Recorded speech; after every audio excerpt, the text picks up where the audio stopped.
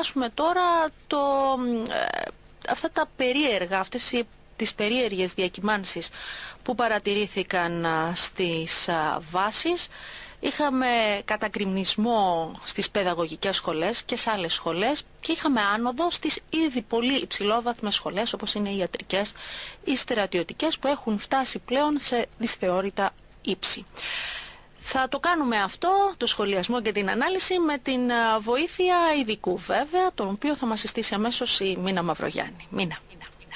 Ναι, να μην ακούω λίγο την επιστροφή. Έτσι, είναι ο κύριος Κώστας Πέρπερας, καθηγητής, ιδιοκτήτης του φροντιστηρίου ο Αλγόριθμος Βαλόζος Πέρπερα στη Λάρισα. Κύριε Πέρπερα, καλή σας μέρα. Καλημέρα. Μέρα χαράς και για σας, φαντάζομαι υποδέχεστε σήμερα τα παιδιά σας, τους μαθητές σας οι οποίοι έχουν περάσει στις σχολές, έτσι, είτε είτε. Μεγάλης χαράς, πιστέψτε μας, γι' αυτό ζούμε, για αυτή τη μέρα. Είμαι σίγουρη γι' αυτό.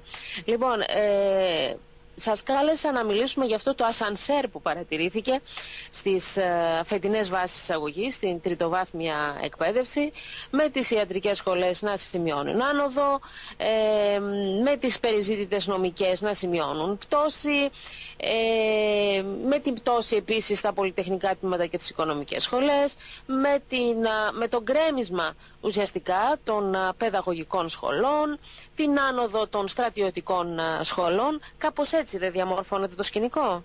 Ακριβώς έτσι, δεν βλέπω τίποτα περίεργο. Τα παιδαγωγικά, αν θυμάστε, πριν μερικά χρόνια είχαν 18.000. Θυμάμαι ότι πριν μερικά χρόνια είχαν μια πολύ μεγάλη άνοδο. Ακριβώς. Ο λόγος ήταν ο άμεσος διορισμός. Τώρα πια που δεν διορίζεται κανένας, δεν έχει κάποιο ενδιαφέρον. Μάλιστα. Αυτό εξηγεί και την άνοδο στις στρατιωτικές σχολές. Ναι.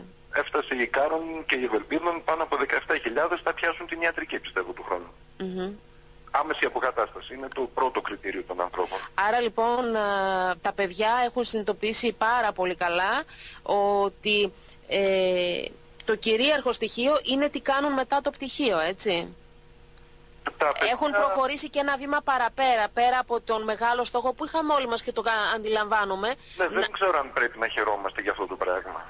Μπράβο. Λοιπόν, φτάσαμε εκεί που ήθελα. Ναι, για πέστε μου. Ευχαριστή που τα παιδιά σκέφτονται το να μπουν σε μια δουλειά, να πάρουν ένα μισθό. Μάλλον θα έπρεπε να στεναχωριόμαστε λίγο. Ναι. Ναι, θα έπρεπε να έχουν άλλες φιλοδοξίες. Ο κατήφορος που έχουμε μπει σε αυτή τη χώρα εξηγείται σε μεγάλο βαθμό από αυτό που μόλις συζητάμε. Άρα λοιπόν η αβεβαιότητα, το ότι θέλουν τα παιδιά πολύ γρήγορα να είναι με λεφτά στα χέρια για να μπορέσουν να ζήσουν, να βρουν μια δουλειά, μπορεί να αποτελέσει τροχοπέδι για όνειρα και φιλοδοξίες, έτσι, επαγγελματικά πράγματα. Σέβομαι απολύτως την αβεβαιότητα, όλοι μας την έχουμε. Αλλά για ένα παιδί 18 χρονών δεν μπορεί να είναι στόχος ζωής να βρει μια δουλειά με 800 ευρώ. Μάλιστα. Μάλλον θα έπρεπε να σκεφτεί διαφορετικά. Ναι. Βέβαια, η ιατρική δεν έπεσε, παρόλο που δεν εγγυάται. Έχουν αλλάξει πλέον τα πράγματα όσον αφορά την ιατρική, κύριε Πέρπερα, το ξέρουμε πολύ καλά.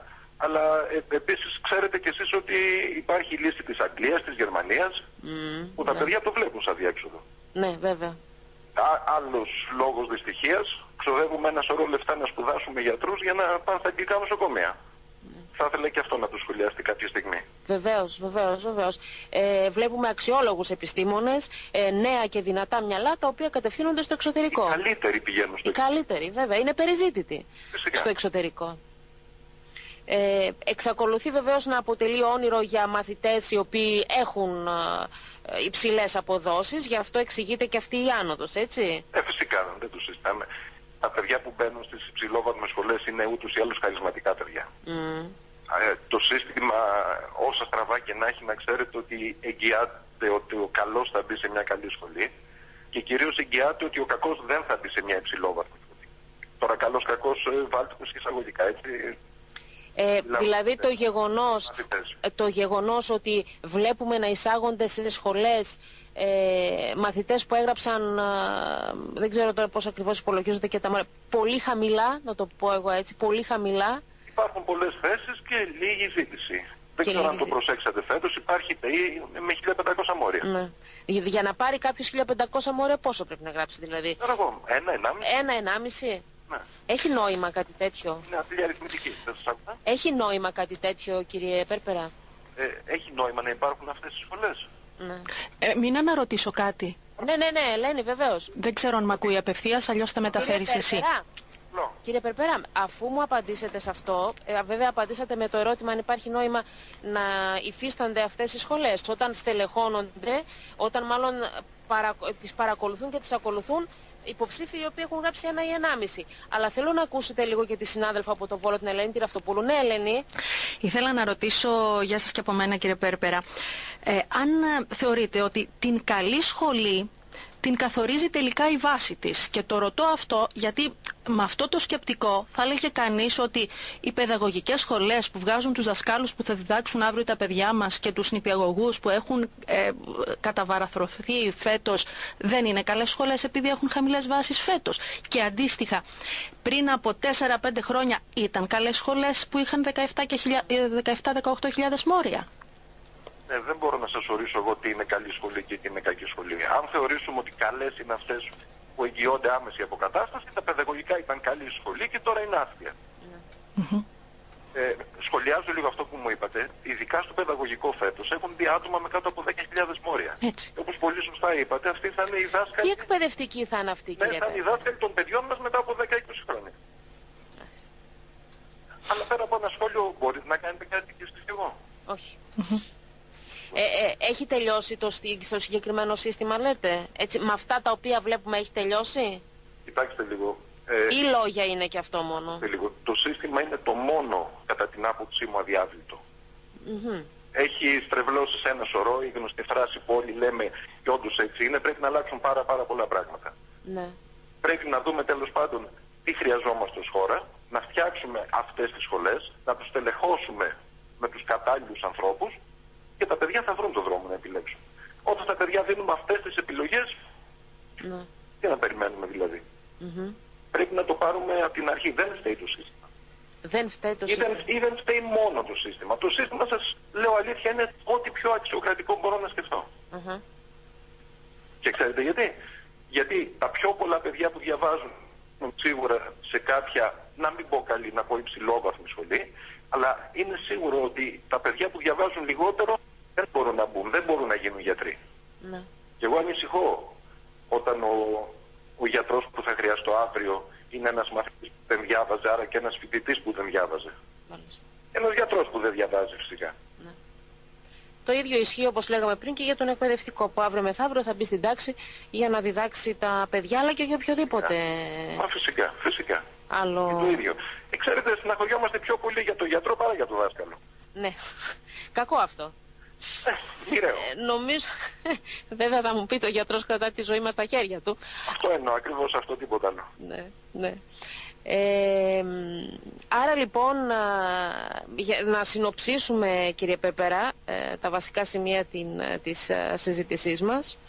Λέτε λοιπόν ότι σύμφωνα με το σύστημα που έχουμε, ο καλός μαθητής θα μπει και στην καλή σχολή. Ναι, με ελάχιστες εξαιρέσεις. Καλά, βεβαίως, οι οποίες πάντα υπάρχουν. Και επίσης το γεγονός το ότι η άμεση επαγγελματική αποκατάσταση φαίνεται να καθορίζει τις επιλογές δεν είναι και το καλύτερο για ένα παιδί στα 18 του χρόνια. Σας είπα, το σέβομαι, αλλά δεν το υιοθετώ. Σαφώς θα πρέπει να κοιτάξει τις οικονομικές δυνατότητες της οικογένειάς του. Ξέρουμε παιδιά τα οποία είχαν ήδη πετύχει την εισαγωγή του σε σχολή που επιθυμούσαν, αλλά προκειμένου, κύριε Πέρπερα, να διευκολύνουν την οικογένεια που είχε σπίτι, ας πούμε, σε άλλη πόλη, επέμειναν και έδωσαν και δεύτερη χρονιά για να τα καταφέρουν. Έτσι. Ναι, θα ήθελα αυτά τα παιδιά να πάνε στην πόλη που ονειρεύονταν, να δουλέψουν και να τελειώσουν. Συνέβαινε αυτό πριν μερικές δεκαετίες. Θα ήθελα παιδιά που θα είχαν αυτό το πράγμα στο μυαλό τους. Ναι, που θα πήγαιναν στη σχολή που θέλουν και στην πόλη που ήθελαν. Είναι σημαντικό και αυτό. Βεβαίως. Και η πόλη που θέλουν. Κοιτάξτε λίγο. Ένας Λαρισαίος, αν θέλει να γίνει γιατρός, φυσικά και πρέπει να έρθει στη Λάρισα. Αλλά αν θέλει να γίνει μαθηματικός που δεν υπάρχει στη Λάρισα, αυτό το παιδί πρέπει να πάει στη Θεσσαλονίκη, στα Γιάννα, δεν ξέρω πού, και να βρει έναν τρόπο να τελειώσει το μαθηματικό στα Γιάννα, γιατί θέλει να γίνει μαθηματικός, και όχι την ιατρική στη Λάρισα, γιατί υπάρχει σπίτι του αυτή η σχολή. Αυτό εννοώ. Μάλιστα, ναι. Είναι κατανοητό αυτό που λέτε. Σας ευχαριστώ πάρα πολύ για την επικοινωνία. Από ό,τι ξέρω είχατε πολλές επιτυχίες και φέτος, έτσι. Και εγώ ευχαριστώ. Λοιπόν, βλέπω και συγχαρητήρια παιδιών σήμερα στον τύπο, σε εσάς, στους καθηγητές του φροντιστηρίου σας. Εύχομαι πάντα επιτυχίες για όλα τα παιδιά και τις καλύτερες δυνατές επιλογές για όλους. Ευχαριστώ πάρα πολύ. Να είστε καλά, σας ευχαριστώ θερμά. Καλημέρα. Γεια σας.